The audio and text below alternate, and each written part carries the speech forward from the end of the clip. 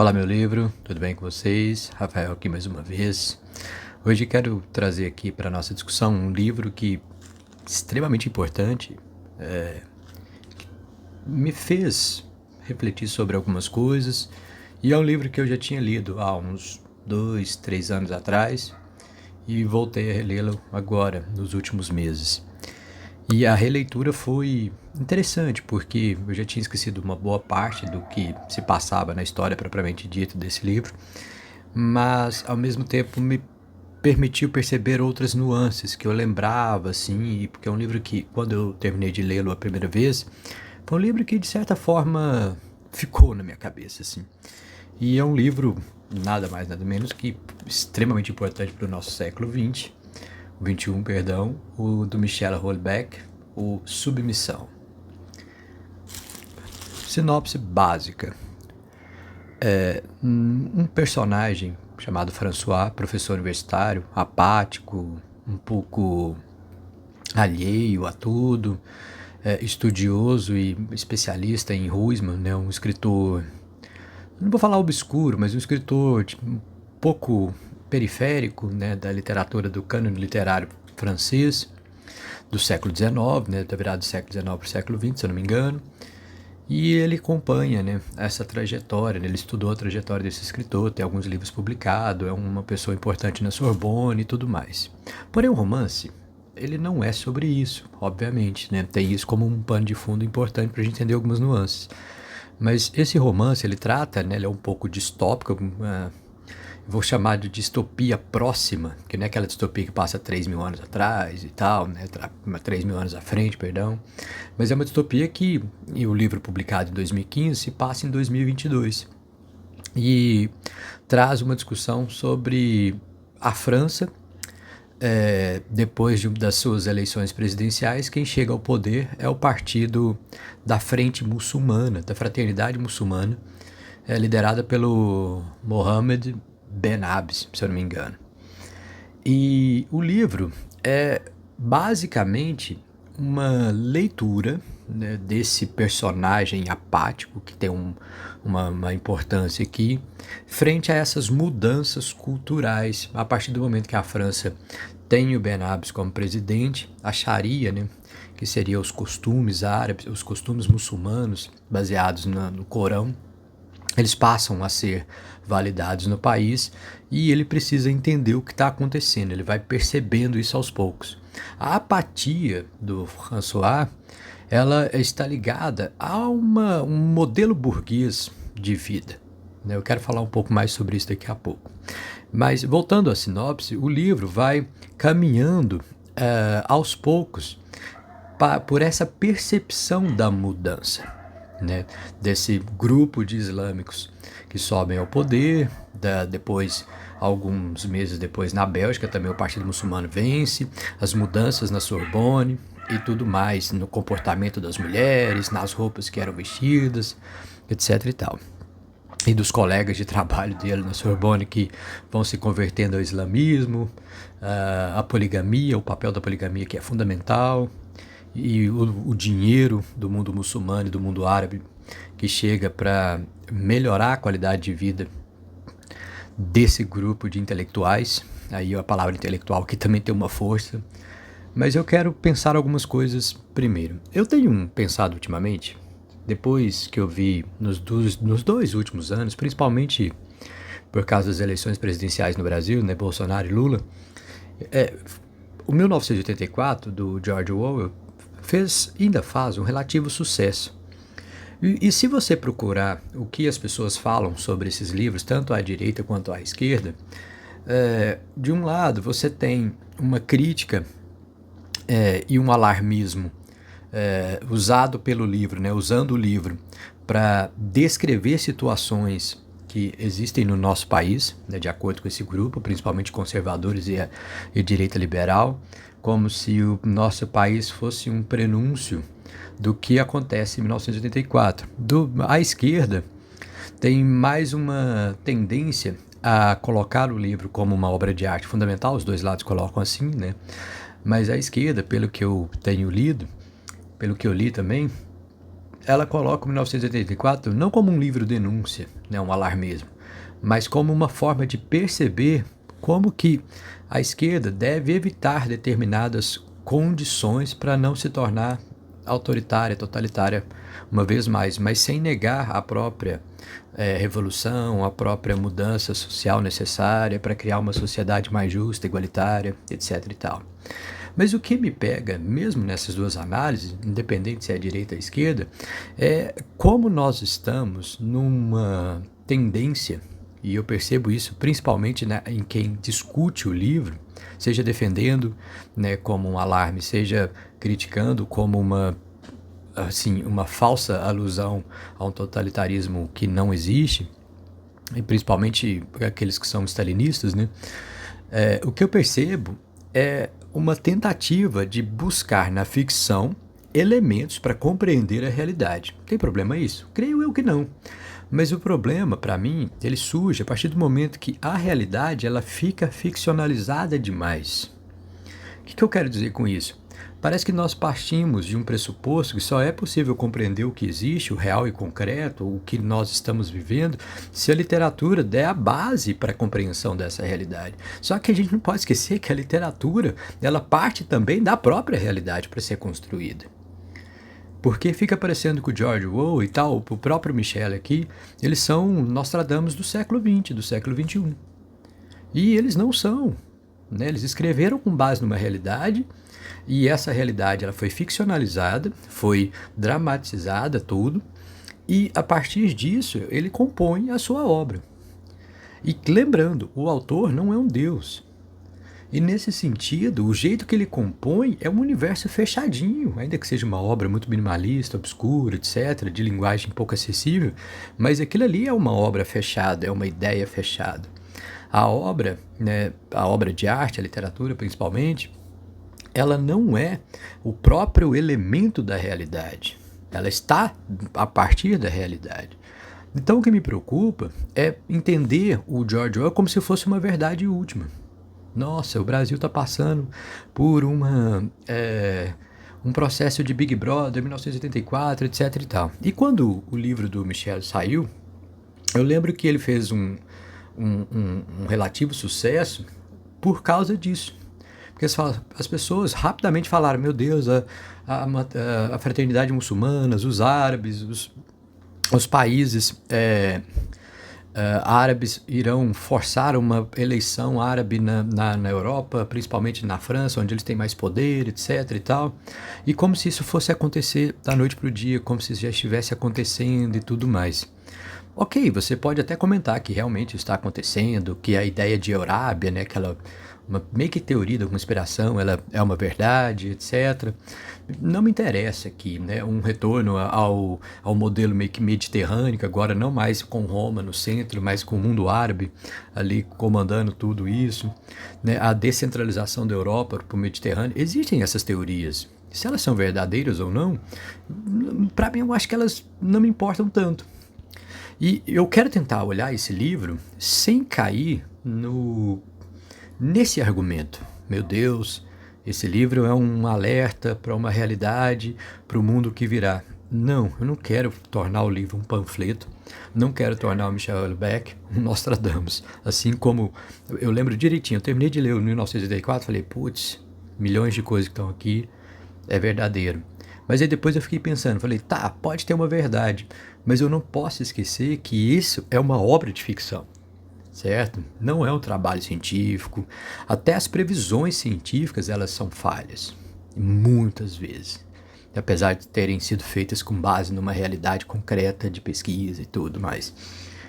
Mas ao mesmo tempo, eu lembro do Borges, quando ele fala que a nossa realidade é o sonho de autores de literaturas antigas.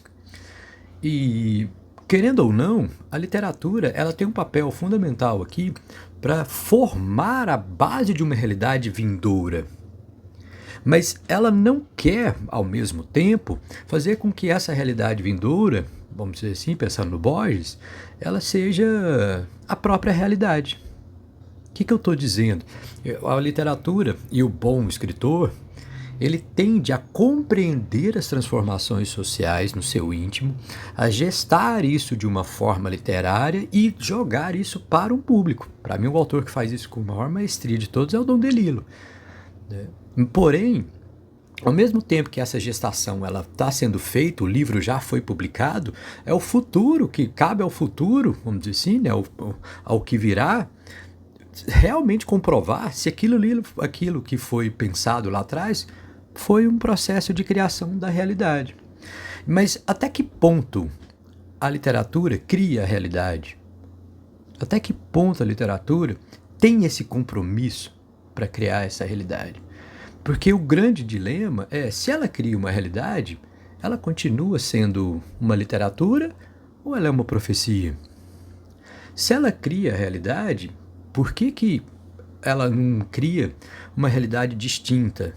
Ou ela só percebe as mudanças e coloca isso no texto? Isso, para mim, é o mais importante. Porque nós estamos vivendo num momento muito parecido com os anos 30, os anos 40 na literatura brasileira, quando uma série de autores que estão retornando ao mesmo assunto. Qual? Compreender a literatura como um instrumento político. E isso tem acontecido, é um instrumento ideológico. A boa literatura, ela também pode ser um instrumento ideológico. E todo instrumento ideológico já não parte mais de uma premissa de construir uma realidade, parte mais de uma premissa de transformar uma realidade que já existe. Então, Michel, ele está em qual parte? Ele tem um compromisso de compreender essa realidade, ele tem um compromisso de satirizar uma realidade, ele tem um compromisso de panfletagem, qual que é? Eu, sinceramente, eu acho que isso pode ser respondido com muita calma nos 3 níveis, né, que eu acabei de colocar, no nível de estabelecer uma nova realidade, que seria quase uma profecia, no nível de colocar também essa mesma literatura como um processo de criação e entendimento de uma mudança social que tem acontecido, que vai acontecer, porque o mundo não fica estagnado, a história não é um bloco monolítico. E, por fim, a literatura como um processo de instrumento ideológico. O Michel aqui, ele é islamofóbico, ele é um cara que se preocupa com a situação da França, vamos dizer assim, uma direita conservadora que quer perceber como que os partidos socialistas estão se aproximando dos muçulmanos. Será que isso é real? Não sei, certo? Acho que todos os pontos eles podem ser respondidos dependendo do leitor que você é e do que você busca nessa obra. Mas, tirando o estudo de lado, eu acho interessante também que nesse livro algumas coisinhas me chamaram a atenção nessa segunda leitura. Nós temos um homem burguês que é apático, um homem burguês que não consegue mais entender o seu espaço no mundo. É como se o individualismo do século XX tivesse chegado a um extremo em que essa liberdade vivida pelo nosso personagem aqui, pelo François, é uma liberdade em que ele já não encontra mais razão de ser. Ele é livre, tá, e daí? E o que eu entendo é que essa sátira do Michel, ela tenta trazer uma metáfora, eu não sei se é uma metáfora ao contrário, mas é como se fosse o passarinho procurando uma gaiola. Eu tenho asas, mas eu vou voar para onde, se eu não tenho referências? O individualismo contemporâneo trouxe benefícios, né, burgueses e tudo mais, de crescimento individual, etc. Tal, mas nós chegamos num ponto em que nós estamos reduzidos a uma questão apenas. E essa questão vai perpassar o livro por todo o tempo, que é a questão da sexualidade. O homem burguês, e esse homem decadente, quebrado, exaurido, ele é um homem que só consegue fruir a partir da sexualidade. E não só da sexualidade, mas de um outro ato também que parece que está ali como metáfora, que é a culinária. A todo momento no livro, quem teve a oportunidade de ler percebeu isso, ele sempre vai em algum restaurante, algum espaço, em algum lugar, e a comida é sempre um elemento fundamental. E aí, se você começar a juntar as peças de um quebra-cabeça narrativo aqui, o autor ter lido o Huysmans não é gratuito, porque o Huysmans, segundo o próprio personagem aqui, né, o François, foi um um escritor que passou por um período de transformações sociais profundas, em que esse personagem, né, esse escritor, o Huysmans, lá no século XIX, se afasta da igreja e depois ele volta e se converte mais uma vez para a igreja católica. Não sei se é mais uma vez, mas ele volta para dentro da igreja católica. E é nesse momento que você entende que o Huysmans, ele é François, e François é Huysmans. Por quê? Porque os dois, nesse paralelo histórico de 100 anos de separação um do outro, né, de um século, não sei, mas os dois, eles estão caminhando para o mesmo caminho, de uma conversão possível. Mas como converter sem perder o que eu gosto de ser como um burguês decadente e apático? E o que eu gosto de ser como um burguês decadente e apático? Da minha sexualidade, certo? E como um professor universitário, ele é um cara que tem acesso todos os anos na pós-graduação da Sorbonne, onde ele dá aula, a mulheres mais jovens que chegam para trabalhar e ele seduz algumas dessas mulheres, ele conversa com uma dessas mulheres e quando ele não consegue acessá-las, ele procura a prostituição. Mas, ao mesmo tempo, quando todas essas duas etapas elas não são acessíveis, nem a prostituição, nem as mulheres da pós-graduação, ele procura na comida, mas não na comida no sentido de glutonice, mas na apreciação da culinária. E é como se a culinária fosse a excelência da vida burguesa. E isso também é um ponto importante para nós, para a gente compreender algumas nuances da nossa própria vida. O valor que nós damos para a comida hoje, para a estética da comida, para aquilo que a comida pode gerar a nós, para aquilo que a alimentação ela representa no nosso mundo, principalmente se a gente pensar nos milhares de programas que surgiram nos últimos 10, 15 anos. Creio eu, né, mais ou menos esse espaço de tempo, que tratam necessariamente do quê? De culinária. E são programas essencialmente de uma vida burguesa, que você já não faz parte mais do processo culinário, você assiste e vê aquilo à distância. E fica, caraca, será que você gostou? Será que não é? Não sei o quê. Eu lembro que quando estreou no Brasil as 2 primeiras temporadas de MasterChef, na Band, sei lá onde, eu ficava louco, porque eu achava aquilo lá foda demais, muito interessante, mas eu não sabia cozinhar nem um miojo. Mas aquilo ali chamava a minha atenção. Por quê? Porque a minha vida também, assim como a vida de vários nós aqui, é uma vida burguesa. E aí, numa redução profunda, a culinária tem esse papel importante, porque se o mundo que ele vive está sendo islamizado, onde está a culinária islâmica? E aí ele fala algumas coisinhas assim, de forma muito sutil, né? Sutis, em que a culinária islâmica não o atrai tanto. Porém, no islamismo, ele vai ter um respaldo interessante. Qual? Da questão da sexualidade. Quando ele vê que é possível se tornar poligâmico a partir de alguns elementos, a conversão para ele já não é mais uma prática tão estranha. Porque ele pensa, é como se converter fosse uma refundação de si, mas sem perder a essência da vida burguesa. Que é o quê? Culinária e o sexo.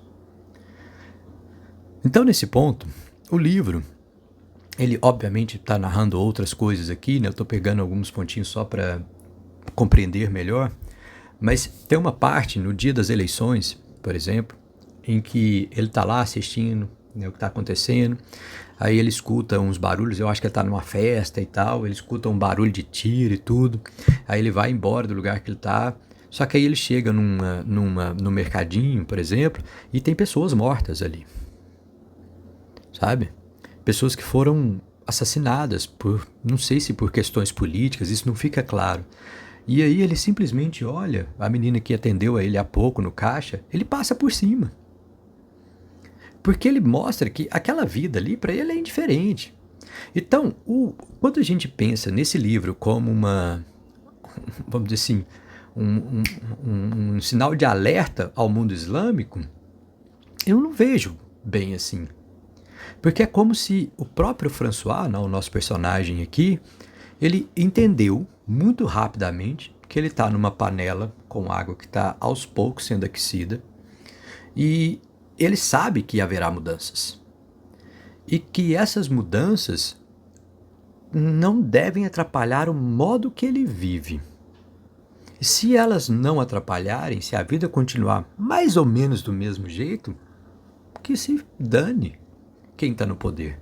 Se é direita, se é esquerda, se é muçulmano, se é hindu, sei lá, se é taoísta. Não há problemas aqui.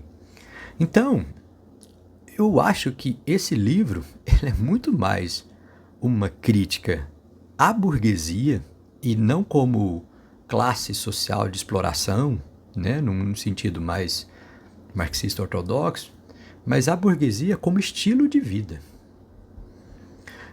Porque a atomização individual, né, da vida social, ela traz malefícios. Pessoas que não conseguem se conectar, pessoas que não sentem compaixão, pessoas que não entendem como que funciona a lógica de altruísmo, de compreender o outro.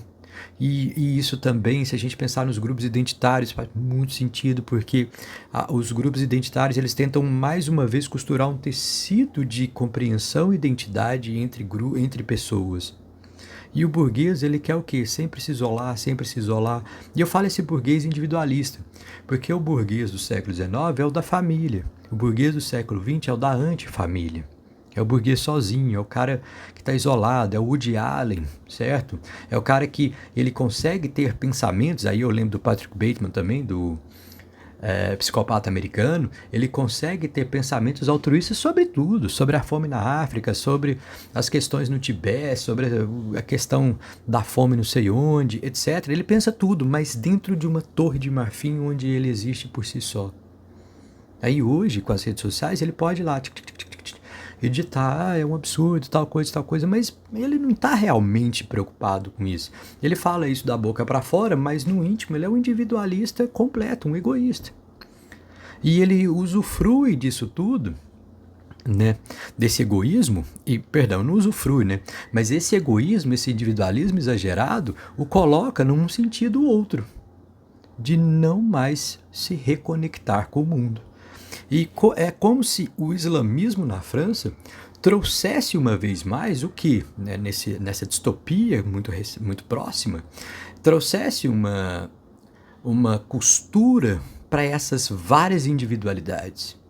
É como se você pense assim, pensa, né, num modelo matemático, né, de pontos, vários pontos separados.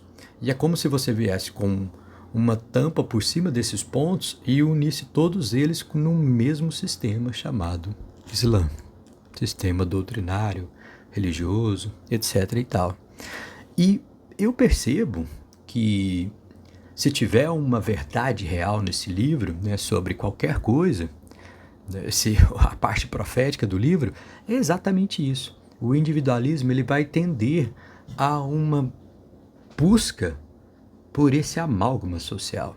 E pode ser o cristianismo, o catolicismo, pode ser o islamismo ou a própria busca pela revolução mundial, pelas esquerdas, pelo conservadorismo e assim sucessivamente, né?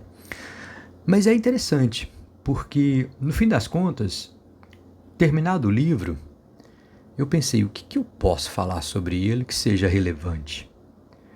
E acabei pesquisando algumas críticas na internet e tudo, e todas elas traziam esse tom meio alarmista, e todas elas também traduziam o livro como um livro polêmico. Eu acho que toda literatura, ela tende a ser polêmica para, obviamente, chamar atenção. Isso aqui é um trabalho. Isso aqui gera dinheiro, isso gera lucro. Né? Isso tem que ser vendido. Você não vai vender uma coisinha que é boba, que já é passado, que já está assim, já que ninguém se importa e tal. Então, a provocação também é parte de um mercado. E o Michel sabe disso, ele não é bobo. Mas, pensando assim, de modo mais concreto, esse livro, ele é interessante, porque ele está mais do que fazendo um alarmismo de uma possível islamização da Europa, que para mim não vai fazer diferença nenhuma, porque aí eu sou esse burguês igual o François no caso.